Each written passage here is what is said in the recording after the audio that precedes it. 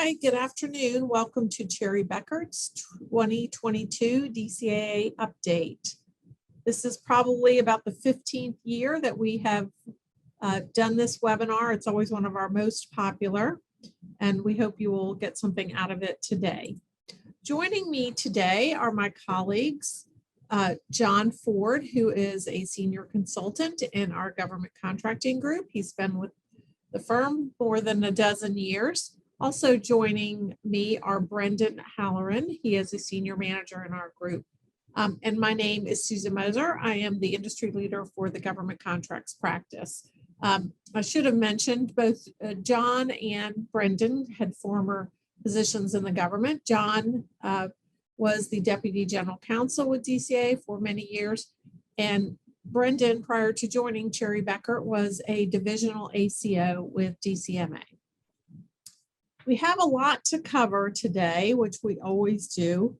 This webinar is scheduled for 1 hour, which we were probably a little bit optimistic in thinking we were going to get through all of this material in that short amount of time, but we will do our best to do that.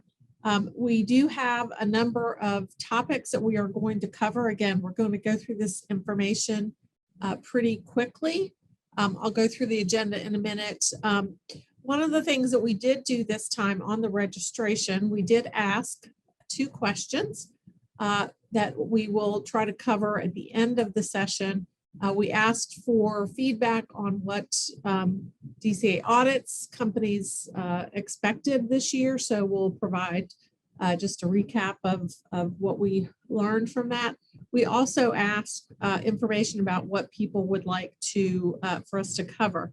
And I want to thank everybody for providing so much information. We honestly were overwhelmed with the number of suggestions and information people wanted to cover.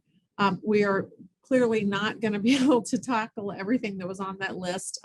What we will do is after we go through this prepared information at the end, hopefully we'll have a few minutes. We can cover a couple of items that were frequently asked. If we did not get a chance to address your question, we will follow up with you directly after this webinar. In addition, as you're listening today, if you do have additional questions, please feel free to put your questions in the chat.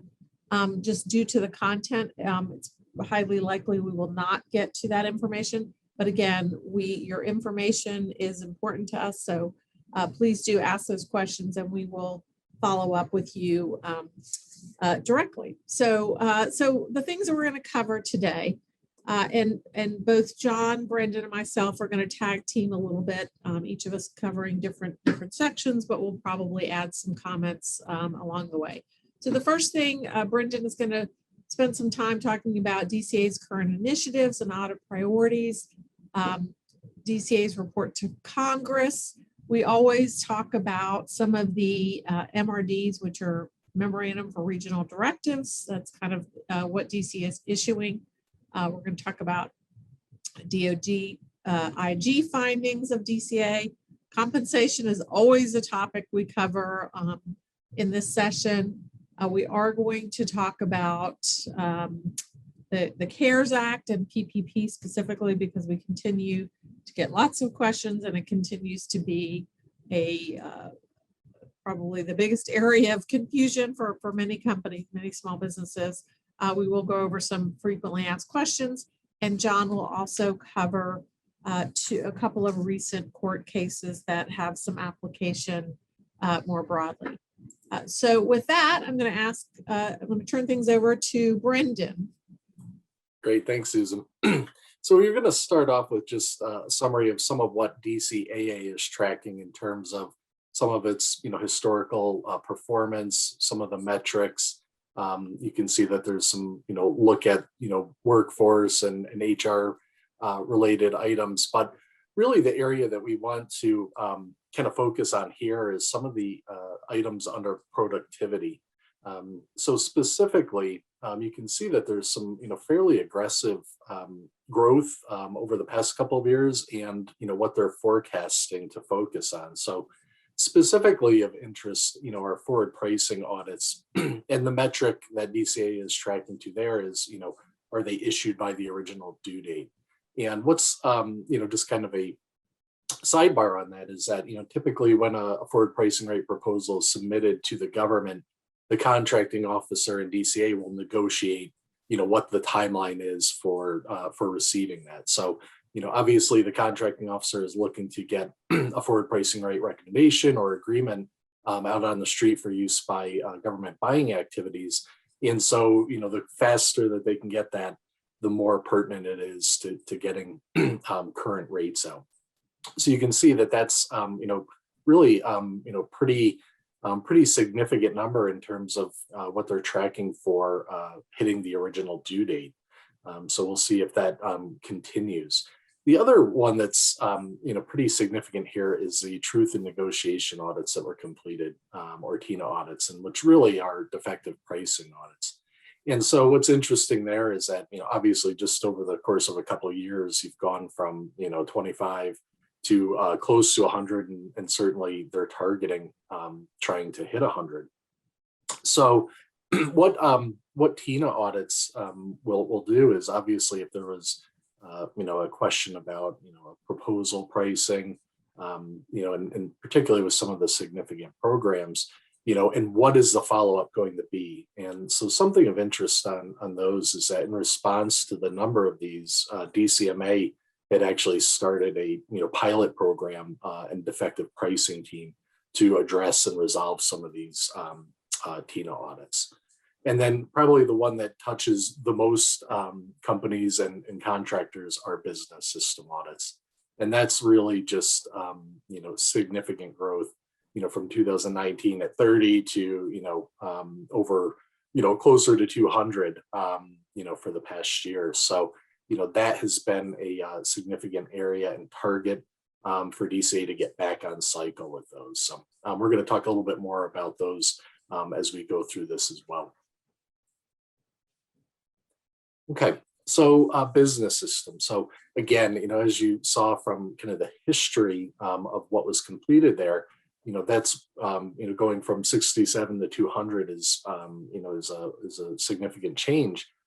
But what's interesting about that is that prior to that time, there was very few business system audits actually being conducted at all, and that was partially due to the focus on incurred cost audits and getting those caught back up and current. So business systems being so important and such a high priority for the government, DCAA has taken on a very aggressive schedule for getting those current. And I think that probably many of the folks who are who are watching today, perhaps have been subject to an accounting system audit, which is certainly first on the list.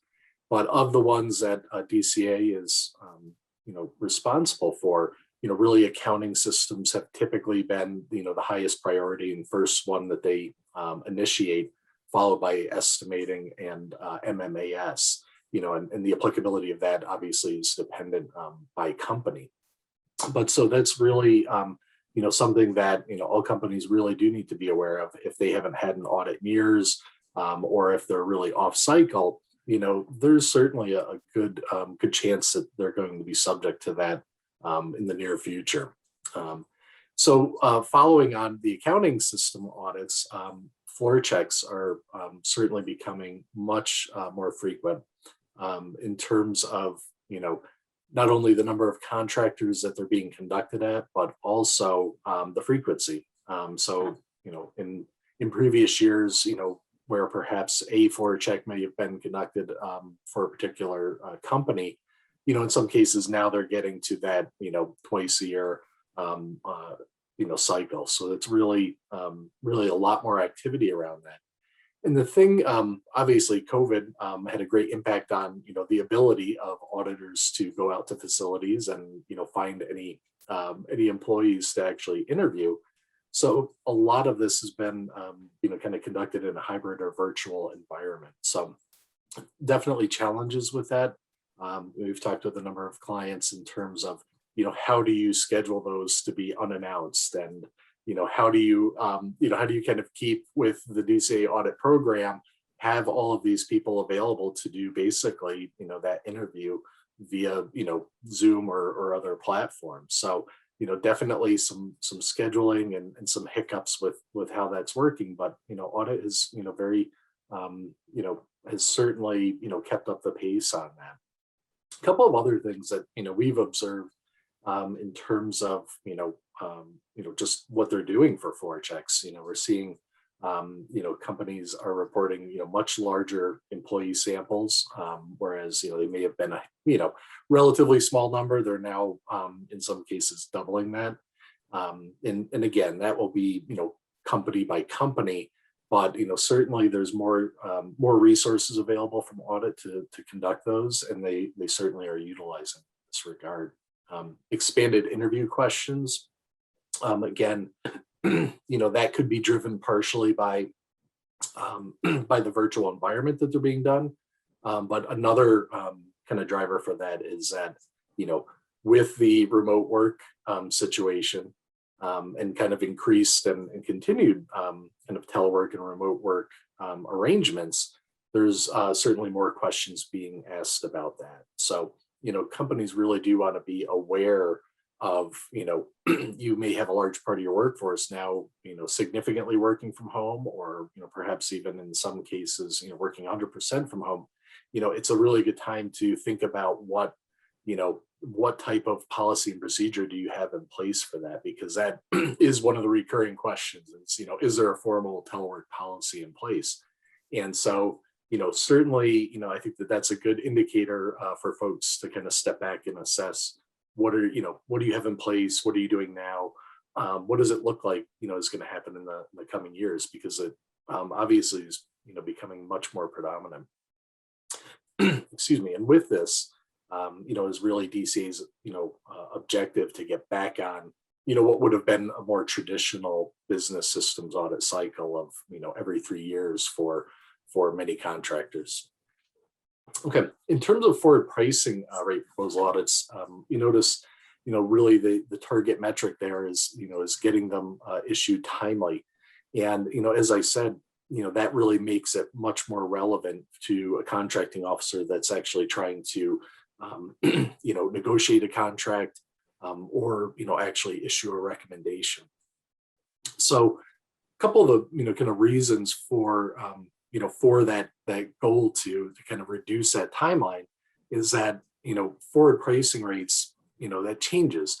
It's your best budget and forecast for the year when it starts. But, as we all know, there's events that happen, contracts are won or lost, things, change, and performance could be, better or worse against what the targets were. So, what happens, quite a bit is if the, forward pricing audit doesn't come in for months beyond, the new year or when that proposal was issued, a lot of times the basis for it and the findings may not really be applicable.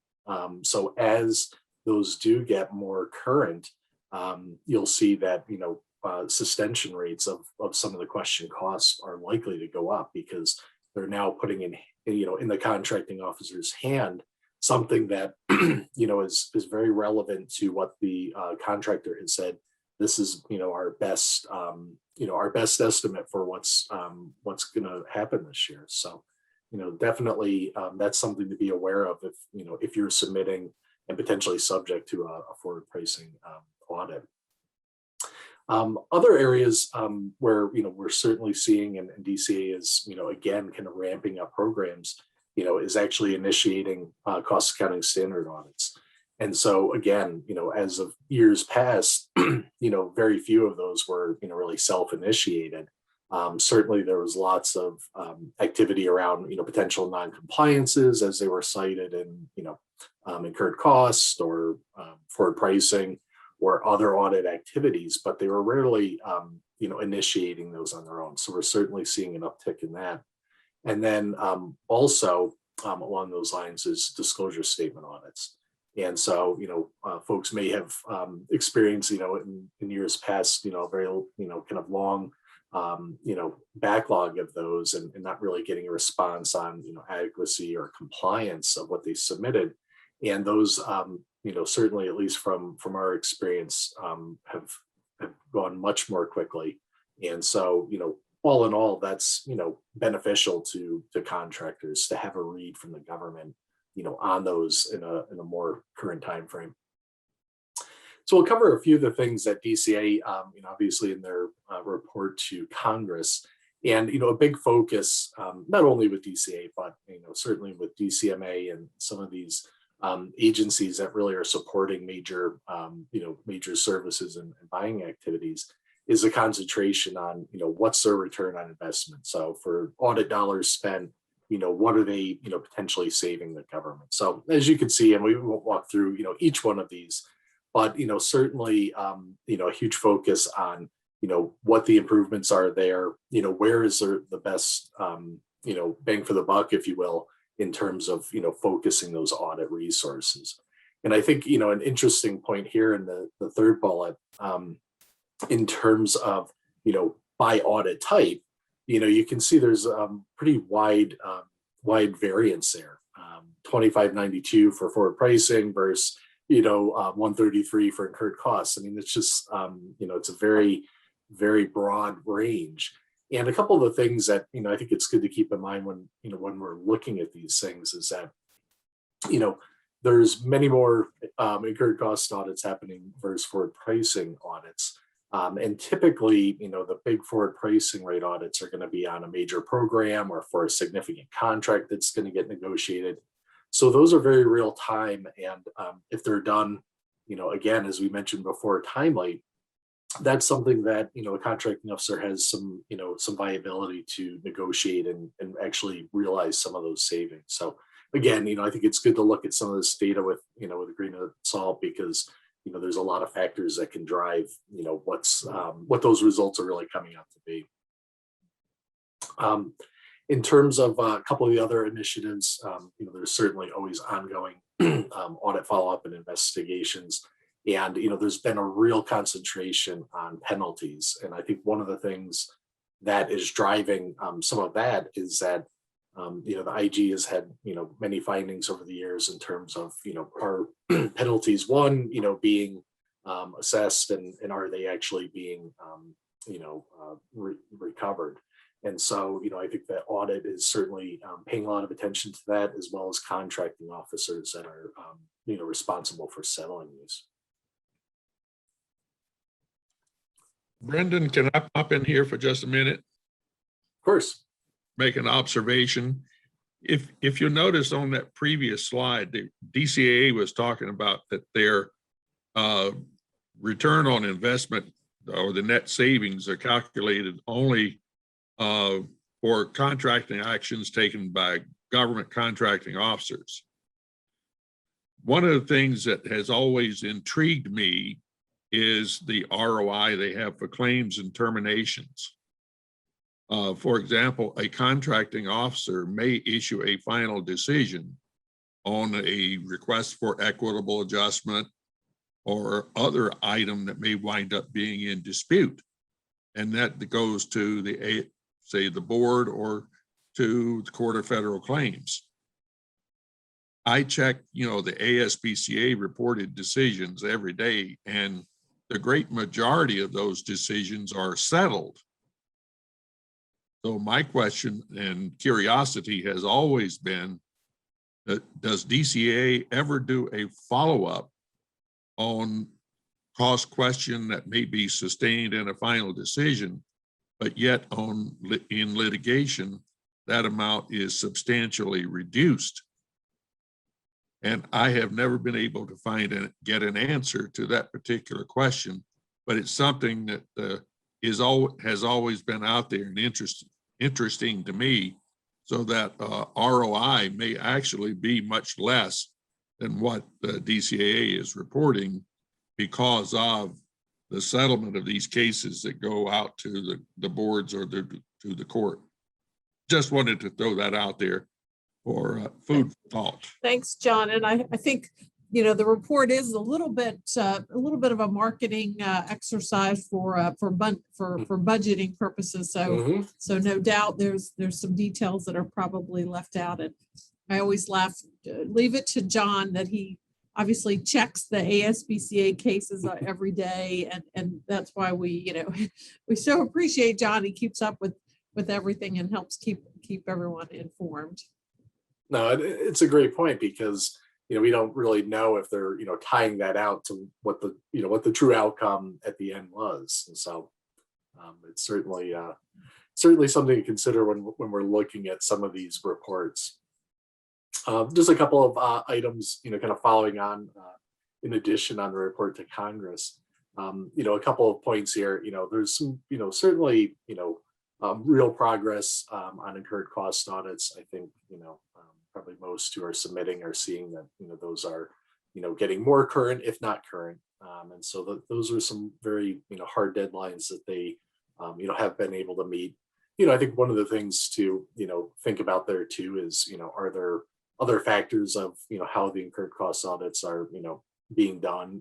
I know it certainly at one point when there was a big push to, catch up some of the years that were getting quite old, there was certainly, further looks at utilizing, low risk pool and really kind of assessing, do they need to conduct the full audit? So it's, I think getting more current and they're doing more actual auditing versus that. One of the points here, and certainly, I won't gloss this over, but, certainly the use of independent firms is becoming, more frequent. And I don't, DCAA is not trying to account for those findings within what they're reporting, but I think in coming year or two, we'll likely see, kind of what the outcome and what the kind of tests those audits a little bit more to see, how they're standing up in terms of, any question cost issues. And Also, Brendan, one point on that where we'd love to get some feedback for this audience is we would love to hear some for any of you that have had audits, DoD audits by an independent audit firm. We'd love to hear either in the chat or if you just follow up with us directly, what was your experience and how was that audit performed, or how was the experience relative to DCAA? We're used to having a lot of independent audit firms that work with civilian agencies, but this is obviously relatively new, so we're interested in people's experience on that. Yeah, I think I've only, have seen a few so far, and it'd certainly be interesting to see what others are experiencing there. I think the last point here that is certainly worth noting is just, DCAA becoming, more involved with other transactions. And, I think that, for years those have been used, and certainly there's been a lot of, ability and flexibility with those. So it'll be interesting to see, how buying activities, respond to that a little bit further oversight. Just quickly on some of the IG findings, we won't spend too much time drilling down into these, but one of the things that we can take from this is that you'll notice that from a previous IG report that DCAA responded to, and obviously would have taken corrective action, is that in the most recent, they're still having some of those same findings, and in some cases, higher number of non-compliances. And so, is that because of audit activity and kind of the speed with which they're going through them? Could be, but also there's a lot of variables that could be accounted for. So hopefully that doesn't prompt corrective action that slows their process down too much. Yep. And then again, just some follow up on some of the details of what the IG findings are. And again, I think the real takeaway here is, what is, how does DCAA respond to that? Does it implement, further reviews? It most definitely will of some sort. And, does that put the brakes on, some of their progress that they've been making actually getting these audits out? So again, we'll have to, kind of wait and see, if this causes any issues for them moving forward. Go to the next slide. Great. So we're going to shift gears a little bit and ask John to provide some insight on on what we're hearing from DCA. Before that, and I should have said this up front because I see a number of questions in the chat. You will, if you are participating in this, you will get a copy of our slides. I should have said that up front because we always get lots of questions about that. We will be sending them out to you in an email link. All right, John. Okay, thank you. Just a little refresher for those of you that are not familiar with what MRDs are. This is the way that DCAA communicates changes in audit policy to the auditors in the field. The MRD stands for Memorandum for Regional Director. And basically, this is the way DCAA gets new information and new guidance out to auditors before the information is incorporated into the CAM, the Contract Audit Manual. And theoretically, DCAA posts all of the MRDs at their website. However, there is a suspicion that that's not happening because of the paucity of MRDs that are actually posted there. And in the past, DCAA has been issuing many more MRDs than what are actually being reported at the website. So we suspect some MRDs are being issued for internal consumption only. Now, having said that, this particular MRD seems to have been issued in response to the DoD IG's report on DCAA's quality control system, because this does relate to one of the findings, one of the deficiencies that the IG found for DCAA, and is to tell auditors what their reporting requirement is for material non-compliances and scope limitations. And the thing, what we're looking at here is what is a material non-compliance. Basically, what DCAA has divided that concept up into two different elements, the materiality part and the non-compliance. Non-compliance would be any failure or suspected failure of a contractor to comply with a FAR or contract requirement. For example, where DCAA generally comes in, if a contractor is claiming a cost that DCAA feels is unallowable, that unallowable cost would be a non-compliance with the FAR. Now, the materiality aspect of that, DCAA has given some guidance in the MRD by referring back to the CAM that a non-compliance is material if individually or in the aggregate. And I think that's an important point, that the non-compliance reasonably could be expected to influence relevant decisions of intended users. So a non-compliance, as the MRD goes on to say, what you need to do, you can't just look at, when the auditors are doing an audit, they can't just look at each individual non-compliance or question cost and say, is that material or not? What DCAA is saying is you look at the aggregate of these costs to make a determination if in the aggregate the contractor's claiming unallowable cost is material. For example, if you have a non-compliances where contractors claiming unallowable cost of just a few $100s on an element or a couple $1,000s on another, individually, those may not be very material. But when you start adding them up, they do become material, particularly if they are in an indirect cost pool. So that's where DCAA is heading on this. And the important thing about materiality is that DCAA says there are two types of materiality, a quantitative and qualitative component to making that determination of materiality. Quantitative is just the dollar value. It's strictly a number. Is it high dollar value that would be material? Or if it's low dollar value, it's not going to make any difference individually in regard to what actions the contracting officer may take. But then on the other hand, you may have a quantitative non-compliance that is not material, but it may be material from what DCA terms to be a qualitative perspective. For example, if you find in a incurred cost submission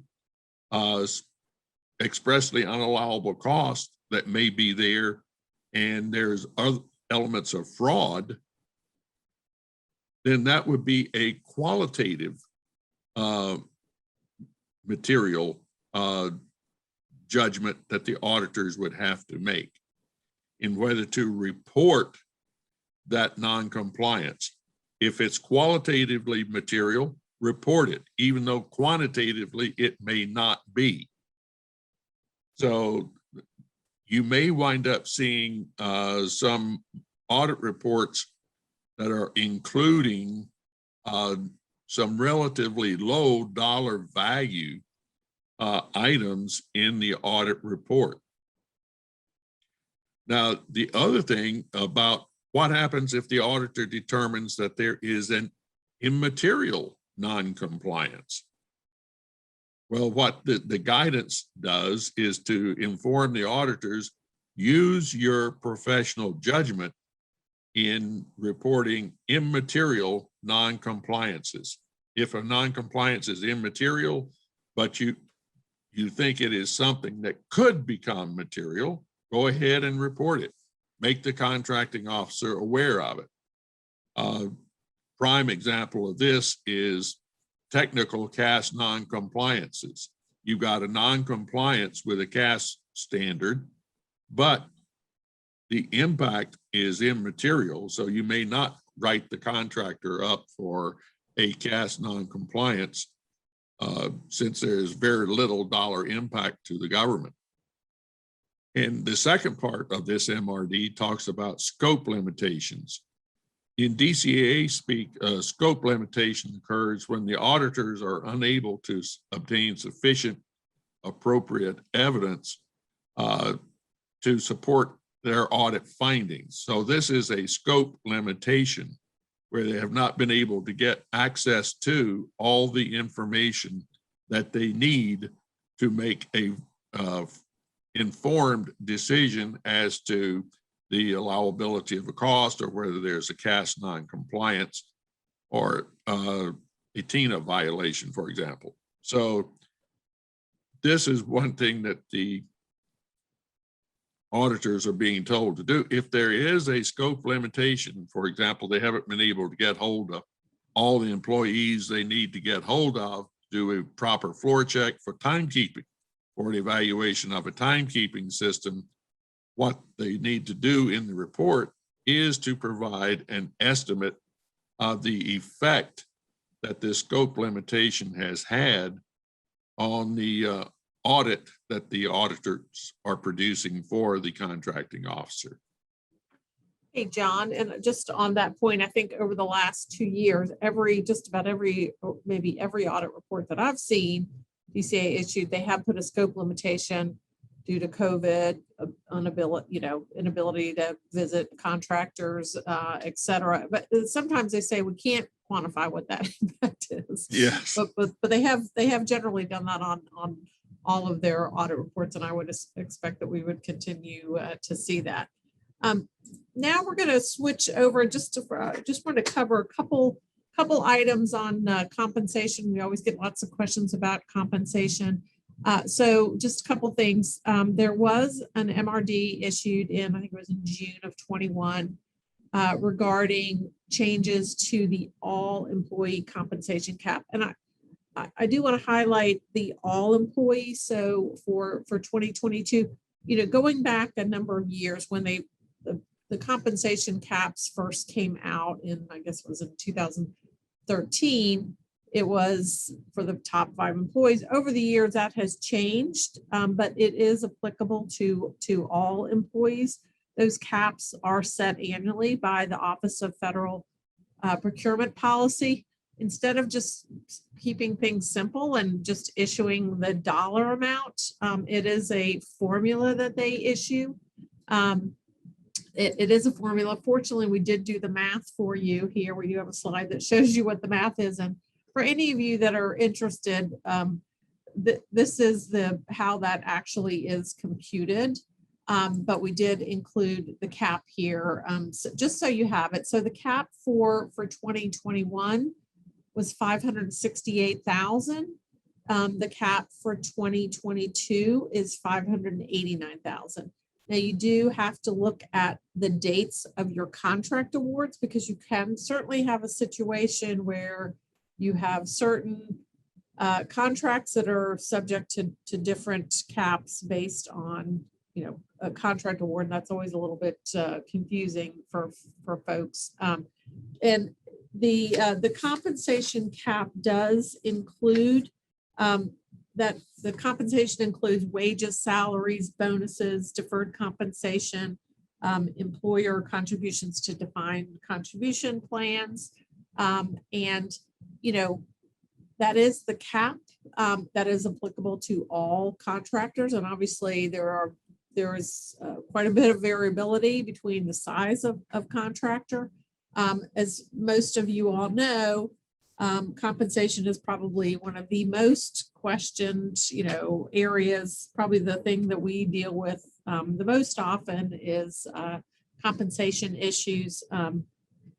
You know, there is some analysis and salary surveys and databases that are used, but there is quite a bit of subjectivity that goes into that as well. So I think we'll continue to see, you know, compensation as probably an area where, you know, a lot of gray in terms of what a contractor is claiming, you know, an area of question cost, but generally one that we advocate for you,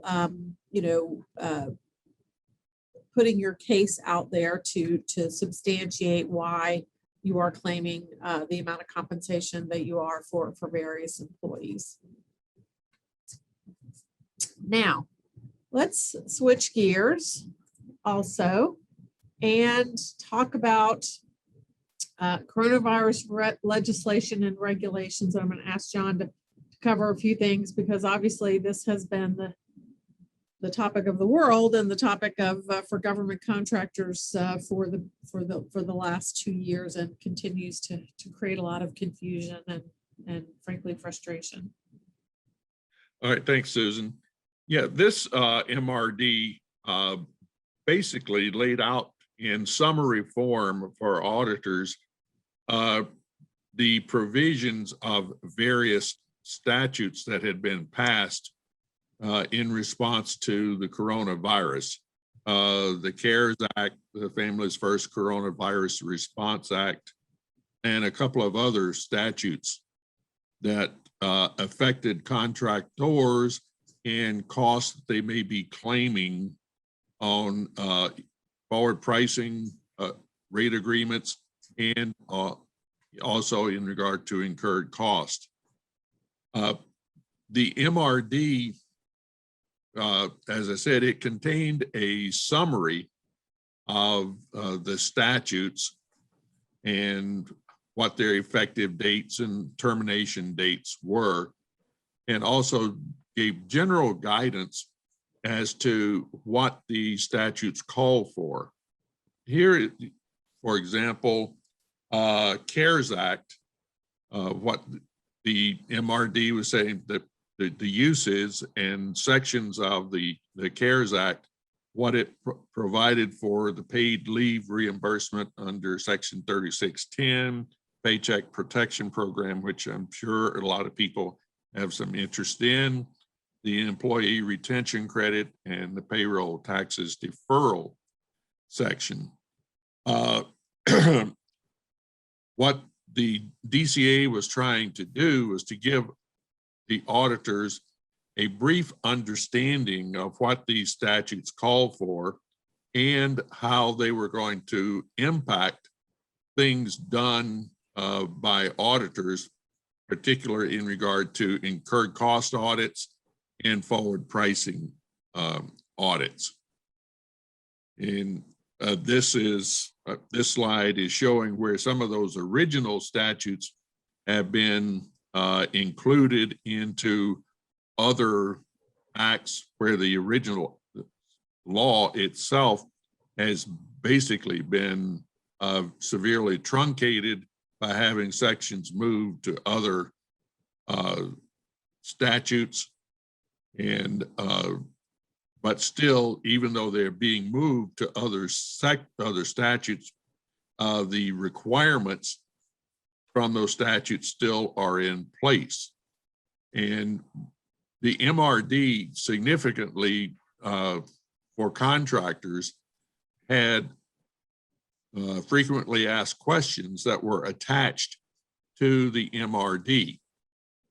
And what these frequently asked questions did was to break down the application of these statutes to common questions encountered by auditors. For example, the Paycheck Protection Program, the PPP, the loan that contractors could get under that provision, that loan can be forgiven. So a lot of the issues in the facts related to PPP loan forgiveness, and the fact in this MRD had answered some of those questions. For example, how should they be accounted for? And what the DCAA was saying, if the PPP loan was used for payment of indirect expenses, any credit resulting from loan forgiveness would be applied to the same indirect cost pool. On the other hand, if the PPP loan forgiveness related to direct cost, then the credit should be applied as to direct cost on that particular contract. And so that was, and in regard to the paid leave under coronavirus, under the CARES Act, basically what the auditors were saying, to get the that benefit, the contractor had to negotiate with the contracting officer, since this is something that is within the discretion of the contracting officer as to whether the contractor could claim the paid leave, what the revision or provisions would be, or the circumstances under which that paid leave could be claimed on a government contract. So what DCAA guidance was in regard to paid leave under the CARES Act 3610, go back to the agreement between the contractor and the contracting officer to see what that agreement says, and then conduct your audit consistent with the agreement. And so that was the facts that were associated with this MRD, but later on, DCAA issued a separate just set of facts on that were standalone facts. And Susan is going to be talking about that, particularly since we get into PPP loan forgiveness and credits. Yep. So, and I'm going to go through this pretty quickly because we, as I suspected, are going to be a little bit short on time. But you know, a couple things we wanted to point out. DCAA, if you haven't looked at their website recently, you should take a look. They do have a new section of the DCAA website with a frequently asked questions portal. And so if you go to the customers caption, they do issue guidance. And one of the things that I think we, you know, whenever we find guidance, our team, we immediately take the look at the guidance, we circulate it amongst our team, have everyone read it, and then we get together and kind of debrief on it, because unfortunately, we don't always disagree. We don't always agree with the guidance that DCA puts out there. And there are a couple of things that are particularly troubling with this guidance. So if you look at this guidance, and again, it's several pages, there's a number of frequently asked questions, but the one that we wanted to point out is on question 18, there is a question: how should an indirect rate be applied if the funds of a forgiven loan were used to pay direct contract costs? And this is DCA's answer, and I won't read it because you all can read it, but basically, the indirect cost, you're going to record a credit based on the indirect costs that were part of the forgiveness. And that kind of makes sense. I think generally everyone doesn't have an argument, doesn't have an issue. But really what they're saying here is do it for the indirect costs, but when you calculate your rate for the direct costs, leave them in the base. Well, to me, that seems very inconsistent. And we think that it is defective for a couple of reasons. And there is an ASPCA case which does run counter to that guidance. It's also, there's a number of reasons, and again, I'm not, for the sake of time, we won't go through every one of these, but we would encourage you to look at this issue. So we get this question asked all the time. DCAA issues guidance. We and others don't agree with their guidance. So what is a contractor to do in this situation? Unfortunately, a lot of times when guidance comes out, ultimately the issue is settled through there is a court case or the board issues something. And obviously the PPP has not been around that long. And so to date, there is no issue. This has not been addressed by the court. And so we get asked the question, well, if we disagree with what DCAA is saying and we take a different position, how is this going to end? And that's an unanswered question. What we suggest is that if you do take exception to their calculations in your submission, you would include that. You would put a note, and you can say why and you can use some of this information to say why you disagree with this position. And ultimately, it would be resolved by the contracting officer, the ACO, or the courts. But this in particular, there is another issue as it relates to how you're recording the PPP credits and the timing of that. So this goes through some more of the detail on why do you issue this credit? Well, under the credits clause of the under FAR Part 31, total costs includes credits that are applied. And so to the extent that you have a cost and you get some kind of a credit, it does make sense that you include that credit. And you would record that credit in the same manner that you incurred it. So if the loan proceeds, the forgiveness was for rent, and that was on a direct cost, the credit would be handled the same thing. If it's rent that was included in indirect pool, the credit would be applied. So I think that's a pretty basic concept. I think most people agree with, and it's logical. There's still a lot of confusion out there about, how does this all impact my various contracts? And so, if you have cost contracts, that's where this is obviously the bigger issue, because the credit to your indirect pool is definitely going to have an impact on your rates. If you did include direct labor on a cost contract in your forgiveness calculation, generally you are going to owe a direct credit back to the government for that because you already billed it, claimed it, and then to the extent you got a credit, that you would have to apply the credit. As it relates to time and materials, and again, if you read some of the DCA guidance, it can be a little bit confusing. But the thing that we want everyone to understand is the T&M contracts do reference the allowable cost and payment clause, but that is with respect to materials. The labor portion is fixed. And so you do not need to apply a credit to the labor portion on a T&M contract. Same with fixed price contracts, do not include that reference. And therefore you do not need to apply the credit.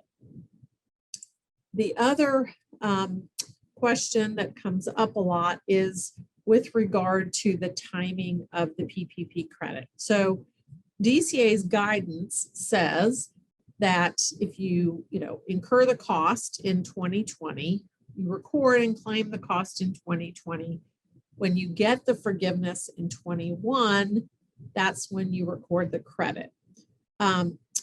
Again, some companies are doing that, but that is inconsistent with a couple of two Court of Federal Claims cases. Again, if you think back to the matching, just the basic concept of matching principle. So we do think that their guidance here is problematic. Again, we've not found where there is currently any kind of a case addressing this question, but we do think previous court cases would support a contractor recording the credit in the same year they got it. Again, if you had knowledge of that information, if you expected to get the forgiveness, whether you actually have gotten the forgiveness or not. So again, a lot of confusion still out there in terms of what DCA is saying versus what we think ultimately would be settled in the courts. And so our general advice on this is, ultimately it's up to each company to decide how they're going to handle it. But if you do take exception, as again, we think that there's good case to do that. You certainly will want to document that, but you do have to expect that there may be some pushback because, again, some of this does run counter to DCA's guidance in this area. John, anything I missed on that? No, I think you covered it. I'd just like to make one point on credits generally and broadly speaking, just to remind people that when you have a T&M contract or a cost reimbursement contract, when you get as a precondition for your final payment, you have to give the government an assignment of any refunds, rebates, and credits that may come afterwards. Just keep in mind that assignment is open-ended and it never expires. Okay. So we know that this is probably going to continue to cause a lot of questions and frustrations. We're happy to help each company work through it. And part of it, I think part of the analysis is, does it really have an impact? I mean, we went through this this exercise recently with a client, and it ultimately didn't really make that much of a difference for them. And even though they sort of disagreed with DCA's guidance, at the end of the day, it really didn't make much difference to them. So they just did it in accordance with DCA guidance, even though, again, I think they had some valid reasons. They had a valid case for doing something different. So I think it's really going to vary by each company, how you want to handle that. I think for any of you that have dealt with government auditors and a lot of these different issues, there is a lot of subjectivity. There is a lot of reasonableness, and there is a lot of subjectivity in a lot of things as it relates to incurred costs and claim costs. Some are black and white issues, expressly unallowable. There's really not much room for debate, but there's lots of areas that is subject to interpretation, subject to how you're handling it. And so it is hard to give a broad brush. This is exactly how every company should do it, because it really, it really can vary. I think what we wanted to do for our last few minutes is have John talk about a couple of recent court decisions that have some broader application to other companies. So John? All right, I'll try to go over these rather quickly. The first decision that I want to talk about is Cellular Materials International. It's an ASPCA case, and it's fairly new, December of last year. And the issue in this case, as we say here, is what is an incurred cost? CMI had several cost reimbursement contracts with the government, and it had engaged a consultant to do some work. The consultant also happened to be a member of the board of directors of the company, but that was not an issue in this particular case. And what CMI had done was to claim cost related to this work done by the consultant in its indirect cost proposal. Unfortunately, CMI had not paid any of the costs that it was claiming. What it was basing its proposal on, and it's saying these were costs that it had incurred, were 27 promissory notes, which CMI had provided to the consultant. The notes did not have any due date in them and did not provide for CMI to be paying the consultant any interim payments. But what the notes did say is that they were payable upon demand by the consultant, and the consultant had not made any demand on CMI for payment on any of the notes. So the notes were completely unpaid. When they got to the board, the government had an interesting argument, because based on FAR 52-216-7, the allowable cost and payment clause, which is the basis for filing an incurred cost submission, and tells you what that incurred cost submission has to be based on. And the clause says that it shall be based on the contractor's actual cost experience. And the government contended, DCMA, that actual cost experience meant actually paid. The board agreed with the government that CMI had not incurred a cost, so that the disallowance of the cost in regard to the consultant was sustained, but the board came to that conclusion by a different route. What the board did was go back and do an analysis of cases where a contractor had not yet paid a cost, yet was claiming the cost, to determine whether the contractor had actually incurred a cost. And what the board said, that a cost is incurred when the contractor has a legal obligation to pay the cost.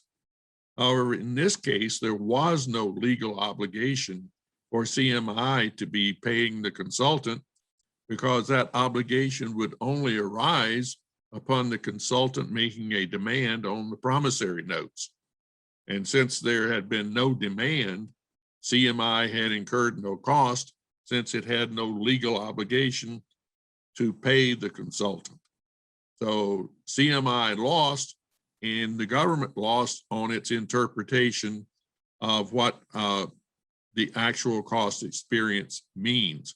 So when you're looking at what is an incurred cost, basically it comes down to a cost is incurred if the contractor has actually paid it or has a legal obligation to pay the cost. So that is the guidance to be used when claiming cost against the government. Raytheon, it involved several elements of cost where the government had asserted claims against a Raytheon for what the government was contending to be expressly unallowable cost. This case didn't set any new grounds or break any or new rules for determining whether a cost is allowable or unallowable, or whether it's expressly unallowable or not. The key points in this particular case has to do with basically who has to show what in regard to expressly unallowable cost. For a long time, the case law has held that if the government wants to contest a cost as being unallowable, that the government has the burden of proving that the cost is unallowable. Here, the board extended that to say, not only must the government show that the cost is unallowable, but it also has to show that the cost is expressly unallowable. And flowing from that, there were a couple of other points that came out in the Raytheon decision. First, the government, what the board said is that the government has the burden of proving not only that a cost is expressly unallowable, but that the government has to also show that the amount of the expressly unallowable cost. Well, one of the cost elements at issue in Raytheon, the government did show that the cost was expressly unallowable, but the government forgot to show and prove what the quantum was. In other words, the government did not prove what the amount of the expressly unallowable cost was. So the government lost on that particular issue. So the upshot was the contractor had claimed an expressly unallowable cost, but had no impact or no consequences from doing so, because the government had not proven what the amount of the unallowable cost was. Another point that came out of this particular case is that a contractor cannot submit a claim or submit an appeal to a board or the court unless the contractor has first submitted a claim to the contracting officer. Well, the board here turned that around and said that the government cannot assert a claim against the contractor in the first instance in a proceeding before the board. In this particular case, the government had made a determination that a cost was expressly unallowable, but did not impose any penalty on the contractor. But when it got to the board, the government was asking to recover penalties on the expressly unallowable cost. And the board said, you didn't impose penalties on the contractor in your claim, so you can't impose penalties now, and we're not going to impose the penalties since you did not claim them in your original decision. So the government, again, showed that a cost was unallowable, but was prohibited and barred from recovering penalty on those expressly unallowable costs. So, and where this road flows into DCAA, if we look at DCAA audit reports, they typically say when DCAA is questioning cost, the contractor did not demonstrate that the cost is allowable. Right. So that's reversing the burden of who has the obligation and the responsibility for showing that a cost is unallowable. Yep. Yep. So we are just about out of time. So, but you know, those two cases those are obviously big companies. Most of you on the call are not the size of Raytheon, but that is really really good data points for you to know and reference as you are dealing with different issues with DCA because, you know, I think we do see a lot of the things the DCA does that, you know, run sort of counter to what the courts issue. So Yeah. with that, we will, I'm sorry, we did not have a chance to cover as many of the topics as we would have liked. I would encourage everyone, again, we will send you a copy of the slides. Our contact information is there. I would encourage everyone to check out cbh.com. You can subscribe to our other webinars, podcasts. We do a lot of podcasts now. And we will go through the additional questions that were submitted. And I've seen a few in the chat here as well. And, you know, for things that we think are of interest to a broader group, look for us to report on some of those things in podcasts or other webinars. So thank you all for joining us today. We hope this was informative and you got a little bit out of what to be expecting when you see DCAA this year. Thank you very much.